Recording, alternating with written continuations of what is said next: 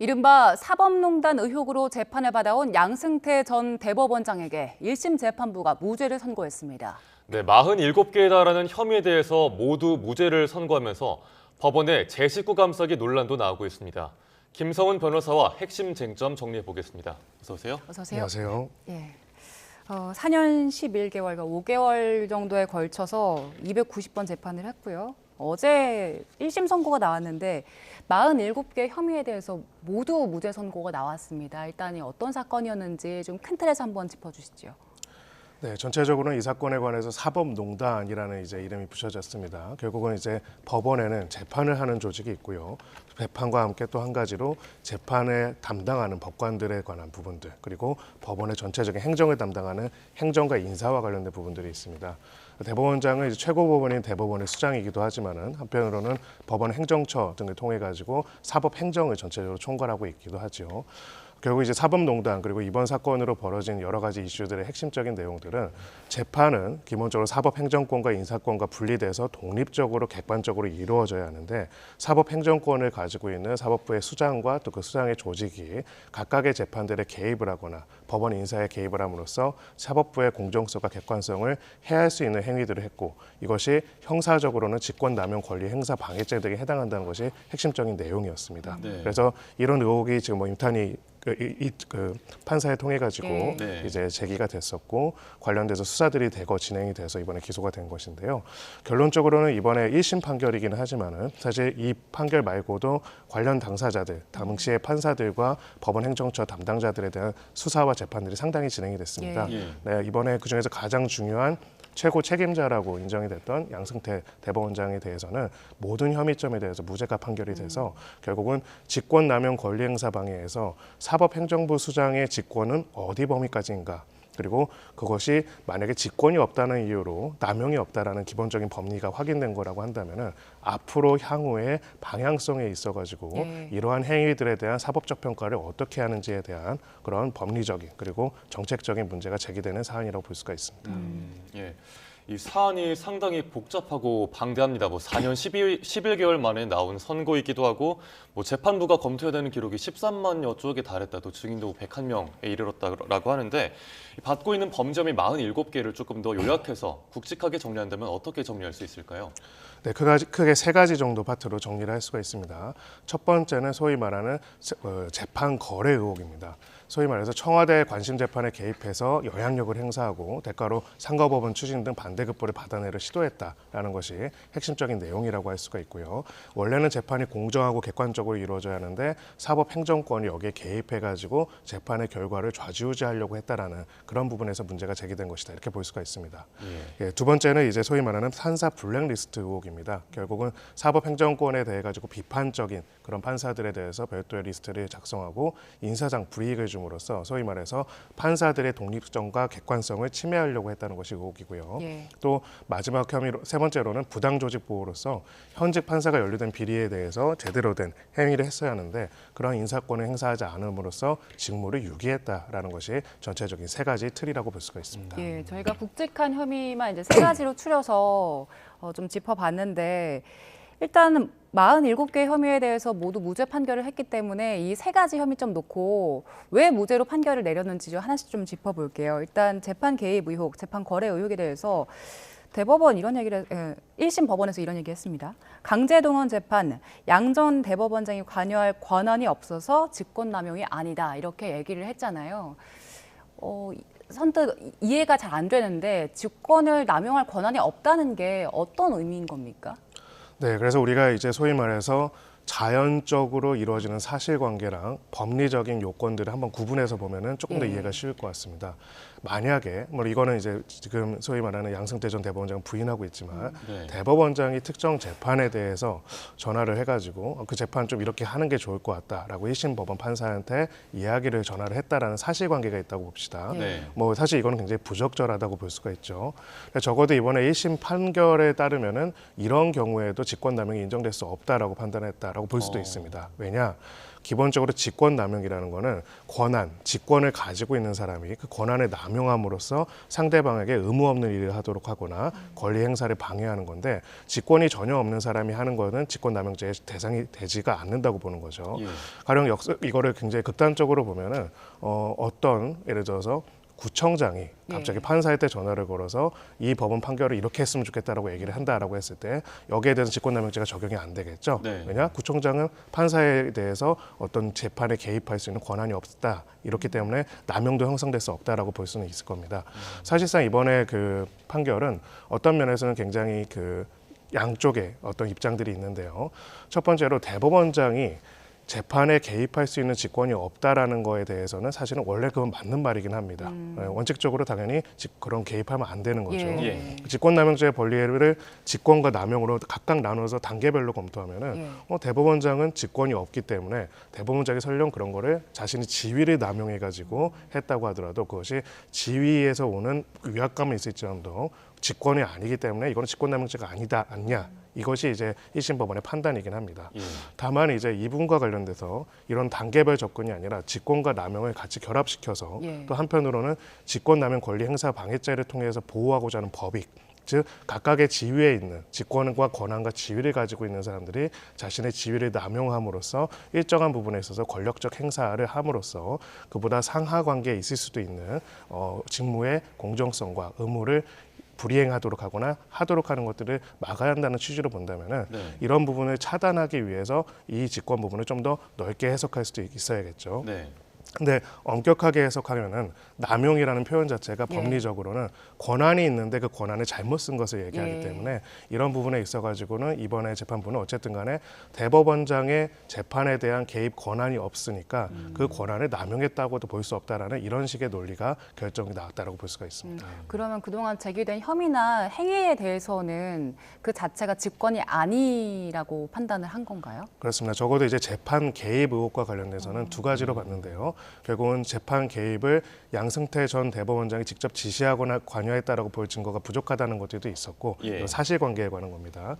설령 이제 그런 부분이 있더라도 전제로서 직권남용죄는 그런 직권이 있어야 그런 남용도 가능한 거기 때문에 대법원장한테는 사법행정권에 대한 권한은 있지만은 재판에 개입 권한이 없은 이상 이제 직권남용이 성립이 안 된다고 보는 건데요. 네. 이 부분에 대해서는 이제 앞으로도 계속 논의가 될 것으로 보이는 게 1심 법원 판결이 나왔지만은 또 이 직권 부분에 대해 가지고 법리적으로는 사실은 권한이 있는지 없는지 여부를 먼저 판단하는 게 맞기는 한데 그렇다면은 소위 아까 제가 좀 극단적인 사례로 말씀드렸죠.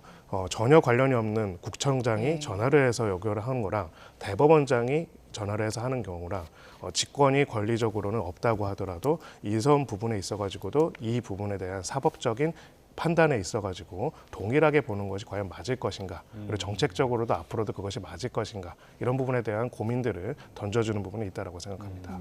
네. 이번에는 아까 조금 전에 그래픽으로 정리해드렸던 굵직한 그 혐의 가운데 두 번째인 그 판사 블랙리스트 의혹에 대해서 좀 여쭤보겠습니다.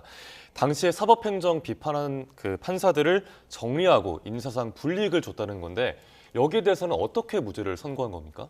네, 이 부분에 대해서도 마찬가지로 판사의 블랙리스트 그 관련된 것들을 작성한 부분들이 이것이 직접 대법원장의 지시로 인정될 수 없다. 지시한 것에 대한 증거가 부족하다라는 공소 사실관계 자체에 대한 입증이 부족하다는 판단도 있었고요. 예. 그리고 설령 이제 그런 것들이 있다고 하더라도 해당되는 보고서가 특별하게 특정한 목적으로 권한을 남용해 가지고 한 것이 아니라 소위 말해서 해당된 보고서가 정례적으로 계속 만들어지는 보고서의 일환이었기 때문에 특정한 무리 야기 법관들에 대한 인사적 배제를 목적으로 사법행정권을 남용해서 만들어진 것이라고 볼 수 없다라는 부분으로 일단 판단을 했습니다. 그렇다면 이제 이 부분에 대해서는 이 판단에 대한 어떤 당부에 대해서 향후에 따지게 된다면요, 결국 당시의 보고서가 일반적으로 계속적으로 이루어지는 어떤 정례적인 부분과 어떤 부분에서 각고 다른지 특정한 목적, 권한 남용을 위해서 이루어진 거라고 볼 것인지 아닌지가 핵심적인 쟁점이 될 수가 있을 것이고요. 예. 사실관계와 관련해서는 특별히 이 당시에 이루어졌던 해당되는 보고서의 작성 과정에 있어서 소위 말해서 당시 대법원이 추진했던 상고법원 추진 등과 관련돼서 특정한 목적과 방향성을 가지고 이례적으로 만들어진 부분들이 있는지를 확인할 필요가 있을 겁니다. 그 앞서 직권 권한 남용과 관련된 부분에서요. 임종원 전 차장 같은 경우에 이제 다음 달에 1심 선고가 나올 텐데 임종원 전 차장에 대해서는 일단 이번 재판부가 권한남용 혐의가 인정되는 듯한 대목을 좀 얘기를 했던 것 같은데 이 부분은 어떤 내용이 담겼던 겁니까? 네, 이제 이 부분 때문에 사실 좀 혼선이 있을 수 있는데요. 이걸 아까 조금 간단하게만 다시 설명하면은 재판에 개입했느냐에 대한 사실관계가 있고요. 예. 그리고 이 재판 개입 행위가 만약에 있었다면은 이것이 직권 남용인가라는 법리적 판단 부분들이 있습니다. 예, 순서적으로 보면은 전화를 해서 재판에 개입한 사실이 있는지에 대한 증명이 만약에 있는지에 관한 부분인데 적어도 이제 이번에 1심 법원 판결은 보도된 내용에 따르면은 적어도 임 전 차장 같은 경우에는 재판에 개입하거나 이렇게 이야기를 한 부분들이 어느 정도 인정되는 내용들이 나와 있다라는 보도가 있습니다. 예. 네. 사실 판결문 원문이 다 나와 있지는 않지만은요. 예, 그래서 그런 부분들이 있어서 그렇게 재판 개입 자체는 있을 수 있다라는 것들이 어느 정도 인정될 수도 있다라고 보여집니다. 두 번째는 이 재판 개입이 만약에 있었다면은 이거를 직권남용으로 봐야 하느냐. 그러니까 이 부분은 재판에 개입할 수 있는 직권이 있는데 그런 것을 권한을 남용해가지고 재판에 개입한 것으로 인정이 되어야 되는데 네. 적어도 1심 법원 판결이긴 하지만은 이 판결을 1심 법원 판결의 법리가 그대로 적용된다면은 대법원장뿐만 아니라 법원행정처 차장에게도 예. 재판 개입에 대한 권한이 없다라고 볼 가능성이 높기 때문에 네. 동일한 법리를 기준으로 본다면은 임 전 차장에 대해서도 동일한 판결의 결론이 나올 가능성은 좀 높아 보입니다. 네. 다음 달 5일에 나올 임종원 전 차장의 선고 내용도 지켜봐야겠습니다. 그런데 이번에 그 양 전 대법원장과 함께 기소된 대법관 2명에게도 무죄가 선고됐고, 그래서 결국 그 지금 이 사법농단 혐의로 기소된 전현직 판사 가운데 2명에게만 유죄가 선고됐더라고요. 그럼 이 유무죄를 가른 쟁점은 어떻게 됩니까? 네, 결국 핵심적으로는 이제 이게 굉장히 저희가 주로 직권남용 얘기를 했지만은 직권남용 말고도 소위 말해서 직무유기도 있고요. 또 위계에 의한 뭐 공무집행 방해부터 굉장히 다양한 내용들이 많습니다. 있습니다. 네. 그렇죠. 그래서 이 당시에 결국은 지금 이제 사안으로 보면은 양 전 대법원장과 관련된 사건에서는 법리적인 판단들도 있지만 사실관계에 대한 판단들도 있었습니다. 예. 즉 각각의 행위점에 대해 가지고 양 전 대법원장이 직접 지시하거나 관여했다라는 증거에 대한 입증이 부족했다는 부분들이 있거든요. 네. 그래서 최고 책임자이지만은 최고 책임자가 실제로 공모했다는 부분들에 대한 거에는 인정이 안 된다라고 봤다면은 직접적으로 이거를 수행한 이제 일부 판사들에 대해 가지고는 이 부분과 관련돼 가지고 혐의점이 인정된다라고 판단한 부분들이 있습니다. 근데 결과적으로는 대법원에서 최종적으로 그렇다면 여기서 말하는 직권의 개념이 무엇인지 그리고 직권 남용죄가 있는 그 보호하고자 하는 법익 차원에서 봤을 때 직권의 범위를 어떻게 해석하는 것이 바람직한 것인지가 최종적으로 정리되어야 할 것으로 보입니다. 예, 저희가 조금 전 그 혐의가 인정된 2명이 이제 이규진 전 대법원 양형위원회 상임위원 이제 일단 징역 1년의 집행유예가 선고됐고 이민걸 전 법원 행정처 기조실장은 벌금형이 나왔는데 사실 이 사법농단과 관련돼서 재판을 받는 전현직 판사들이 14명이잖아요. 네. 근데 지금 2명만 일단 이렇게 혐의가 인정이 된 거고 앞으로 1명 이제 선고 남았습니다. 그렇기 때문에 지금 이 상황에서 이게 검찰의 기소가 좀 무리했다라는 이야기도 나오고 아니다 이거는 사법부의 제 식구 감사기다 이런 의견들이 좀 맞서고 있잖아요. 네. 어떤 상황입니까? 네, 결국은 이제 보면은 우리가 직권남용이라는 얘기 사실 지난 한 5, 6년 동안 많이 우리가 예. 얘기가 논의가 됐죠. 근데 사실 학생 때 공부할 때는 직권남용에 대한 판례가 몇 개 없었습니다. 이게 무슨 말이냐면은 근데 이게 큰 방향성에 대한 어떤 고민들이 이제 결정들이 이루어지는 시간들이라고 봅니다. 저는 이제 어떤 쪽의 입장이 다 극단적으로 맞다고 생각하지는 않는데요. 기본적으로 공무를 수행해서 공무상 지위와 권한을 가지고 있는 사람들이 어떤 행동을 하는 것이 어떠한 재량 범위 내에서 인정돼서 부적절한 행동으로 비판받을지언정 사법적으로 형사적으로 처벌받을지는 않는 게 맞는 건지 혹은 반대로 그런 부적절한 행위와 어떠한 무엇인가를 사법적으로도 형사적으로도 처벌할 만한 것으로서 앞으로 그런 부분을 바로 잡아야 하는지 사실 이거에 대한 큰 방향성의 차이들이 있습니다. 이거는 꼭 정치적인 입장을 떠나서 그렇습니다. 예. 왜냐하면은 그 부분에 있어가지고는 결국 사법행정권 관련된 사건에서도 마찬가지입니다.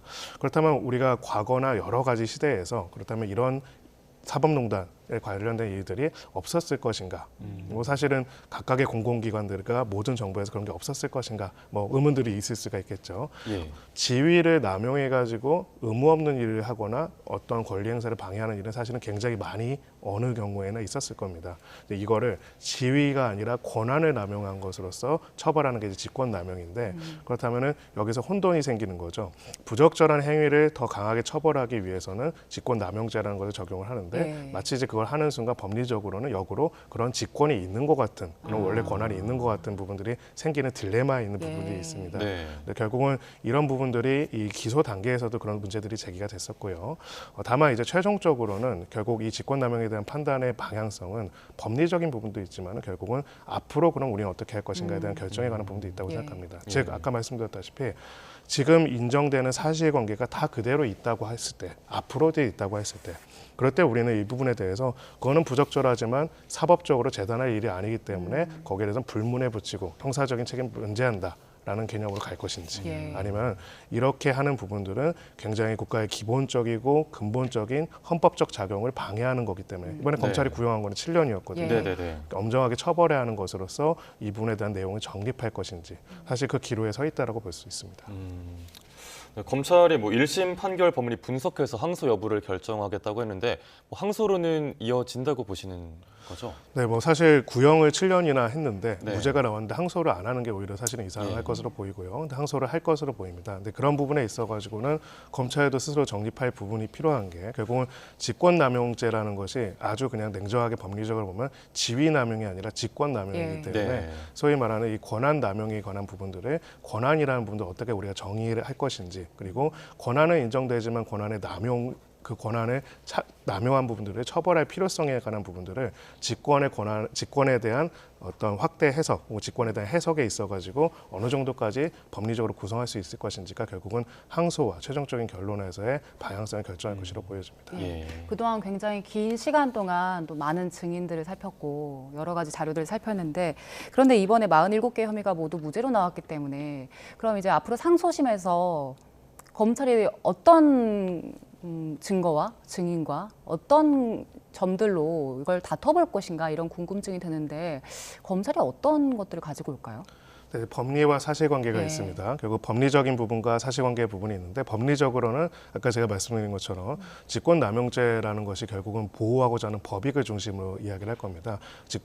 이 직권에서의 직권은 보통 이제 공직들이 소위 말하는 공적인 권한으로서 가지고 있는데 이것이 남용되고 이것이 권리를 방해하거나 의무를 없는 일을 하도록 함으로써 벌어지는 헌법적인 위기와 문제점들을 이야기를 하면서 이 부분을 단순히 도식적으로 직권 부분들을 좁게 해석할 경우에는 결국은 이러한 권한 남용 혹은 지위 남용으로 인한 헌법적인 질서에 대한 도전이 굉장히 심화될 것이기 때문에 이 부분에 대해서는 단순하게 권한과 직권과 남용이라는 그런 단계적 판단일 뿐만 아니라 종합적으로 해당되는 법익을 보호할 필요성에 있어가지고 어떠한 해석이 필요한 것인지에 대한 법리적인 다툼을 할 것으로 보이고요. 두 번째는 사실관계에 관한 부분입니다. 양 전 대법원장의 직접적인 개입과 지시가 없다라고 꼭 인정될 수 없다라는 부분들에 대해 가지고 네. 그 부분에 대해서 인정될 수 있다는 내용들에 대한 것들을 준비를 할 것으로 보이는데 예. 아까 말씀하셨다시피 1심에서 굉장히 많은 그 증인 신문들이 이루어졌고 했기 때문에 이 사실관계에 대해서 새로운 입증들을 내는 데에는 굉장히 제한적일 것이다라는 부분이 보입니다. 네, 알겠습니다. 이제 다음 주제로 넘어가 보겠습니다. 중대재해처벌법 오늘부터 이제 확대 적용이 되는데 5인 이상 50인 미만 사업장으로 확대 시행이 되는 거잖아요. 구체적으로 어떤 게 달라집니까? 네, 사실 중대재해처벌법 자체는 원래 있었고요. 네. 그동안 이제 이것의 적용을 일정 50인 이상 사업장에만 그동안 적용을 했었던 겁니다. 중대재해라는 거는 지금 나와 있는 것처럼 사망자가 1명 이상 그리고 같은 사고에 부상자가 2명 이상 발생하거나 예. 1년 이내에 지병자가 3명 이상 발생하는 경우인데 자, 이렇게 중대재해가 발생한 경우에는 사업주와 경영 책임자한테 책임을 묻는 건데요. 이 부분에 있어서 사망의 경우에는 1년 이상의 징역 10억 이하의 벌금이고요. 부상 질병의 경우에는 7년 이하의 징역 또는 1억 이하의 벌금입니다.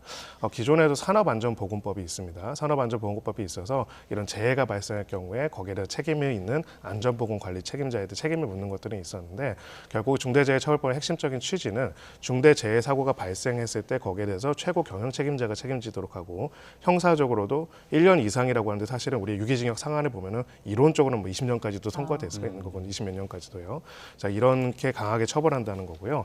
가장 핵심은 소위 말하는 사전 준비 준비 및 모니터링입니다. 예. 이는 경영 책임자가 중대 재해가 발생하지 않도록 사전적으로 준비하고 관리하고 매뉴얼을 만들고 점검을 하는 것들을 지속적으로 노력했다는 게 증명이 돼야 이제 저런 부분에 있어서 재해가 발생해서 처벌을 안 받는다라는 내용으로서 어찌 보면 사업주와 경영자의 굉장히 책임을 강하게 인정하는 거라고 볼 수가 있습니다. 네. 이제 오늘부터 이 법 시행의 적용 대상이 확대가 되면서 5인 이상 49인 이하인 사업장들은 이제 어떤 점들을 대비해야 하는지도 좀 짚어주시죠. 네, 이제 두 가지입니다. 일단은 첫 번째로 어떻게 우리 사업장에 중대 재해가 발생하지 않도록 관리할 것인지에 대한 매뉴얼을 만들고요. 예. 네. 그 관리 체계를 바탕으로 해서 정기적인 점검을 실시할 필요가 있습니다. 말씀하신 사전 준비랑 모니터링인 맞습니다. 거죠. 예, 그래서 그런 부분들을 지금 당장 준비를 할 필요가 있고요. 예. 이제 두 번째로 이제 그런 위험성이 평가 관리된 다음에 결국은 점검 단계에서 위험성이 있는 요인들이 파악이 되겠죠. 그러면 거기에 대한 적절한 조치를 취해야 합니다. 예, 이런 부분들이 같이 있어야 소위 말해서 이 책임들을 면제받을 수 있다는 건데요. 결국 이제 이런 부분에 있어가지고 그 동안에 이제 재해와 관련돼서는 산업안전보건법은 문제가 생기면은 물론 이제 그 전에 의무들도 있긴 하지만은요. 사후 처벌에 관한 부분들이 중점이었다면은 네. 이제는 문제가 생기기 전에 소위 말해서 이 부분에 대한 노력들을 해야 하는 부분들이 굉장히 중요한 부분이고 이제는 그것을 다른 사람한테 미룰 수 없고 최고 경영 책임자한테 직접 물게 된다 이렇게 볼 수가 있습니다. 예. 예, 지금 이게 확대 적용이 되면서 사실 노동계랑 기업들, 경영계랑 좀 입장이 갈리고 있잖아요. 특히 중소기업들 반발이 좀 거센 상황인데 2년 유예가 됐지만 아직 이제 준비가 안 됐다 이런 입장이더라고요. 그래서 중소기업들 이제 준비가 안 된 경우에는 좀 폐업하는 경우도 속출할 것이고 또 근로자들이 일자리를 잃게 될 것이다 이런 입장인데 지금 중소기업 측에서 법안 중에서 문제 삼는 게 어떤 내용이 있습니까? 일단은 두 가지가 있습니다. 현실적으로 이제 소위 말해서 소규모 기업들 같은 경우에는 아까 5인 이상이라고 했는데 예를 들어 6명만 돼도 이제 5인 예. 이상이죠. 네. 이런 경우에는 업종도 상관없죠. 그렇습니다. 일부 제외되는 업종들이 있기는 하지만은 거의 대부분 업종들이 들어가서 근로자로 치면 800만 명 정도가 새로 적용이 대상이 되는데요. 예. 결국은 이제 이렇게 될 경우에는 6명 정도의 이제 회사에서 가령 이제 이런 부분들을 대비하고 매뉴얼을 만들고 점검을 한다는 것들이 현실적으로 굉장히 어렵지 않겠느냐라는 얘기들을 하는 것이 첫 번째가 있고요. 예. 두 번째가 이제 이 부분에 대해서 그런 게 준비가 되지 않았을 때 사실 형사 책임의 수위도 굉장히 높다라고 보는 겁니다. 이제 보통 우리가 몇 년 이하의 징역과 몇 년 이상의 징역은 굉장히 의미가 다릅니다. 예. 하한을 설정하는 맞습니다. 거죠. 네. 예, 그런 부분에 있어가지고 이제 이 부분에 대한 부담들을 크게 느끼고 있는데요.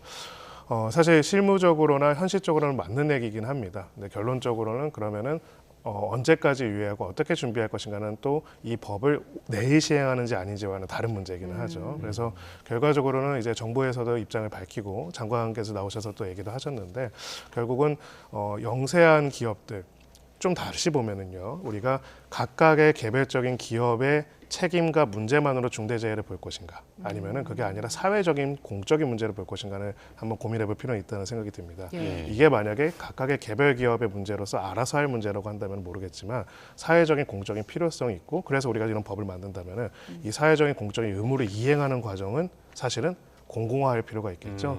사실 큰 기업들 같은 경우에는 엄청난 규모의 자금을 들여서 중대재해처벌법 대비 컨설팅도 받고요, 예. 네. 체계도 만들고요, 돈도 많이 들어서 그렇게도 하고 있습니다. 로펌들에서도 많이 예. 하고요. 작은 기업들은 그렇게 하기가 어렵겠죠. 그렇다면 작은 기업이 하기 어려우니까 이제 알아서 해라가 아니라 그 부분에 대해서는 국가, 아까 보니까 무료 컨설팅도 지원을 한다고 하는데 예. 네. 좀 더 체계적으로 관련된 분을 지원해서 전체적으로 더 이상 산업재해가 적은 그런 부분에서 잘 대비가 되어 미리 준비되는 나라를 만드는 건 누구도 동의를 안 하진 않을 겁니다. 예. 그런 부분들을 조금 현실적인 어려움들에 있어서는 공적 영역의 책임으로서 관련된 부분을 만들 필요가 있어 보이고요. 네. 법안은 적용이 되지만은 바로 이런 정부와 공적인 개입과 도움들이 같이 있는 상황에서 어느 정도의 계도 기간 또한 필요하다고 생각합니다. 실질적인 처벌에 있어서는요. 네. 그 변호사님, 그 사회적인 차원에서 이런 기업들에 대해서 좀 지원할 수 있는 인력이나 그 금액 같은 것도 늘려야 된다고, 컨설팅 늘려야 된다고 하셨는데 이와 별개로 지금 적용 대상이 크게 늘어버리면은 이걸 수사할 인력도 필요하잖아요. 근데 수사할 인력에 대한 대비는 돼 있습니까? 저희가 알기로는 아마 잘 안 되는 것으로 알고 있습니다. 사실은 이 2년 유예가 더 연장될 것이라고 보통은 다들 기대를 했던 것으로 보입니다. 네. 그러다 보니까 이렇게 갑자기 적용이 될 것에 대해서는 행정적으로도 그게 준비가 되어 있지 않았던 것이 아닌가라는 얘기들이 있는데요. 결국은 이제 그런 상황에서 사실은 오늘부터지만 이런 현장의 이슈들은 사실 매일매일 발생하는 예. 거기 때문에 네. 앞으로 그런 사건들도 굉장히 늘어날 것으로 보입니다. 그래서 결국은 저희가 이제 이거를 누구의 비용으로 하고 누구의 책임으로 하고 누구를 처벌하는가를 하는데 전체적인 법의 취지는 결국은 이렇게 산업 현장에서 사망하지 않는 죽지 않는 그런 사회를 만드는 예. 것에 있거든요. 네. 그래서 사실 이제 이 부분에 대해서는 그러면 어떻게 우리가 작은 중소기업들한테도 이런 부분에 있어서 종합적으로 잘 보호할 수 있는 체계를 만드는지를 만들어야 하고요. 뭐 지난번에 그 장관 인터뷰를 보니까 그것도 굉장히 의미 있다고 생각하는데 뭐 음식점에서 뭘 빨리 나오라고 예. 화를 내고 이런 문화도 바뀌는 얘기를 예. 하네요. 결국은 우리가 속도와 효율성과 비용보다 사람들의 생명과 몸과 보건을 더 중시하는 그런 문화들을 만들어내는 부분들도 같이 갈 부분들이 되게 있습니다. 그래서 저희는 이제 이렇게 이 법의 취지의 목표 자체 결국 산업재해를 줄이자는 거에는 모두가 동의를 하는데 그 과정에서 이행 책임에 있어가지고는 그거를 개별화하고 사후적으로 처벌하는 것뿐만 아니라 그거에 대해서는 조금 공적인 부분이 더 관여를 많이 하고 그래서 도움을 줄 수 있는 구조들을 가는 것들이 같이 동반되어야 하지 않을까 하는 생각이 듭니다. 예. 네, 뭐 경영계와 뭐 정부, 여당에서는 좀 개정안 유예를 해달라고 했지만 어쨌든 오늘부터 당장 시행이 되고 이에 대해서 노동계는 뭐 노동자의 생명과 안전을 지킬 수 있다면서 환영하고 있습니다. 그렇지만 앞으로 이 법 시행을 두고 좀 이견과 논란도 여전하고 시행착오가 있을 텐데 구체적으로 어떤 보완책이 담기면 좋을지 정리 부탁드립니다. 네, 결론적으로는 아까 말씀드린 것처럼 결국 이제 시행이 되고 나서 결국 문제가 생겼을 때 사업주를 처벌하는 것이 이 법의 목적은 아닙니다. 예. 네. 사실은 문제가 생기기 전에 잘 준비하도록 하고 그렇지 않을 경우에 책임을 묻기로 하는 거고 방점은 어디에 있냐면요. 사전에 잘 대비해서 재해를 방지하는 거죠. 네. 근데 우리가 객관적으로 봤을 때는 사업주들이 그런 것들을 대비하고 방지할 수 있는 역량과 능력들이 작은 기업일수록 굉장히 부족합니다. 네. 자, 그러면 우리는 뭘 해야 할까요? 결국은 그 부분들의 역량들이 강화하고 할 수 있는 부분들을 만들어주는 게 이 법의 원래 취지겠죠. 근데 그거는 하나도 하지 않은 상태에서 각자가 알아서 하라고 한다고 한다면 이거는 사실은 형사적인 처벌을 받는 사람들만 늘리지 네. 실질적으로 근로자를 보호하지 못하게 될 수도 네. 있습니다. 그래서 그런 부분에 대해 가지고 지금이라도 빠르게 개입과 도움이 필요하지 않을까 이렇게 생각합니다. 예, 이게 뭐 법 적용 차원을 넘어서서 사회 전체가 움직여야 된다는 부분이 있다고 말씀을 주셨는데요. 오늘 두 가지 사안 짚어봤습니다. 김성은 변호사와 함께했습니다. 고맙습니다.